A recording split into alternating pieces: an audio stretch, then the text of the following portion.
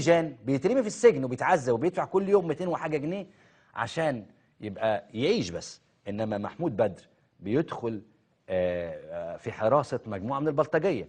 العب بقى الفيديو ده كده وريني محمود بدر حلاوته حلاوه ننوس مامته وهو داخل في حراسه ناس بلطجيه او حراسته يعني او زمايله. بلاش عشان ما يقولش لك والله العظيم بصوته ده، يعني مش هنقول كده، انما داخل. لكن خلي بالك قبل ما اعرض لك الفيديو، داخل فين؟ هنا المشكلة. يلا يا ريس لو عندك وجاهز العب بسرعة، ما تقوليش الوقت. اتفضل يا معلم خالد، عامل ايه؟ ابو علي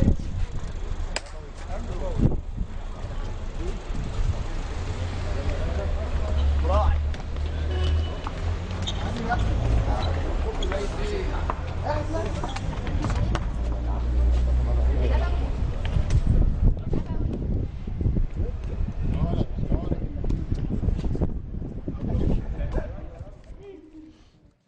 داخل فين بقى؟ هنا المشكلة، هنا السؤال. داخل نقابة الصحفيين المصرية، نقابة الصحفيين اللي بترفض دلوقتي تدخل ناس عندها.